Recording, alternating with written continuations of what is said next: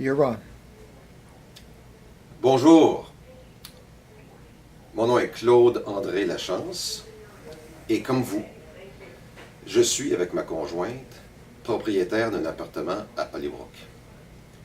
Depuis 4 ans, je suis aussi membre du conseil d'administration et à ce titre, j'ai coprésidé un comité de travail sur la révision des documents de Hollybrook. C'est ce dont je voudrais vous entretenir aujourd'hui. Par document, qu'entend-on? Il s'agit essentiellement de la déclaration de copropriété. Deuxièmement, de la charte d'incorporation de l'association, ce qui est généralement connu au Québec comme étant le syndicat. Et troisièmement, les règlements. Ces 3 documents font présentement l'objet d'une procédure de ratification par les membres de l'association. Et je voudrais vous entretenir de certaines questions qui touchent à cette procédure. Nous avons en ce moment plus de 1100 membres de l'association, des propriétaires, qui ont voté sur cette question, qui ont voté d'une façon très majoritaire en faveur de l'approbation des changements. Mais vous avez sans doute des questions sur ce dont il s'agit. La première question, c'est pourquoi? Pourquoi devons-nous effectuer des changements à nos documents? La réponse est très simple. Les autorités réglementaires de la Floride nous ont demandé de le faire.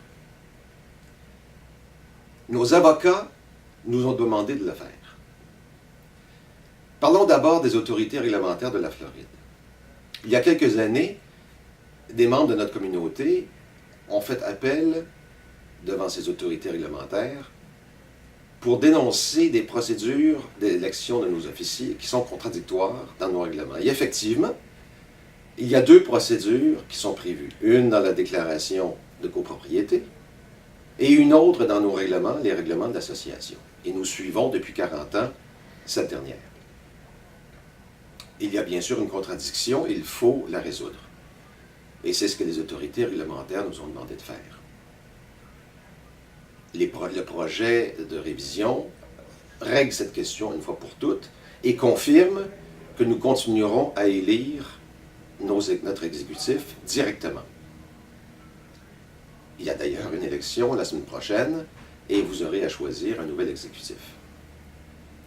Pour ce qui est de nos avocats, ils nous ont confirmé que nos documents ayant plus de 40 ans et la loi ayant évolué depuis, et en particulier la jurisprudence, nous sommes probablement susceptibles d'être poursuivis s'il y a une situation où il y a un conflit entre nos documents et la loi dans différentes questions. Et pour éviter des frais additionnels, au syndicat, à l'association, il est important de mettre à jour nos documents pour qu'ils reflètent la loi telle qu'elle existe en ce moment. Et c'est ce que nous avons fait au comité. Ça, c'est le pourquoi. En ce qui concerne les changements eux-mêmes, il y en a très peu. Le premier changement touche le pourcentage nécessaire pour obtenir ratification. Présentement, c'est 80%. C'est extrêmement difficile d'obtenir 80%. Vous en conviendrez avec moi, avec des unités qui sont en vente, dans certains cas des reprises par les banques, des propriétaires absents. Aller chercher 80% des propriétaires qui approuvent un changement, c'est extrêmement difficile. Le conseil d'administration, il y a 1 an, avait recommandé que nous réduisions ce pourcentage à 70%, ce qui est conforme à la loi. Et c'est ce que nous faisons dans ce projet.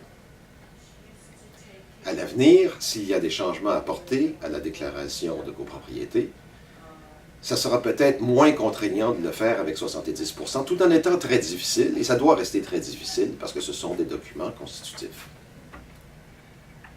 Un autre changement touche au montant maximum que votre conseil d'administration, annuellement, peut percevoir lorsqu'il y a des urgences de réparation, d'immobilisation, toiture, ascenseur, etc., qui présentement se trouvent à 100 $, ce qui était le cas il y a 40 ans.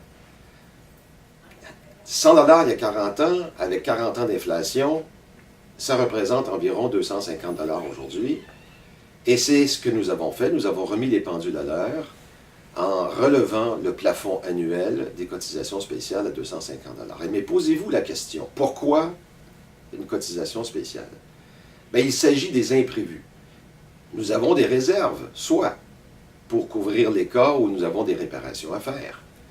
Mais avec des immeubles qui ont plus de 40 ans, avec des infrastructures qui ont plus de 40 ans, que ce soit la tuyauterie, que ce soit les égouts, il y a toujours la possibilité que nous ayons des imprévus et que des réparations importantes doivent être faites sans que nécessairement nous ayons les budgets votés pour le faire. C'est pour votre protection que votre conseil d'administration ait la capacité de faire les réparations en dehors des budgets qui ont été prévus. Moi-même, en tant que propriétaire, si mon ascenseur dans les tours ne fonctionne pas, je ne veux pas attendre 6 mois que les budgets soient votés pour qu'ils soient réparés. Et je pense que vous serez d'accord avec moi là-dessus. C'est une question de confiance. Votre conseil d'administration a voté à l'unanimité pour réformer ou rénover ou mettre à jour nos documents. Le comité de révision que j'ai présidé avec 4 avocats, 2 du Canada, 2 des États-Unis, et nous avons travaillé avec 2 firmes d'avocats conseils en Floride pour rédiger ce projet. Nous sommes tous des bénévoles et nous sommes tous des propriétaires, comme vous. Posez-vous la question, est-ce que nous aurions présenté un projet qui serait contre nos intérêts, contre vos intérêts? Non. 3 anciens présidents de Hollybrook ont publiquement donné leur aval à ce projet. Je pense qu'on peut leur faire confiance. Je pense que vous pouvez leur faire confiance. Ce projet de révision des documents est dans notre intérêt à tous comme propriétaires.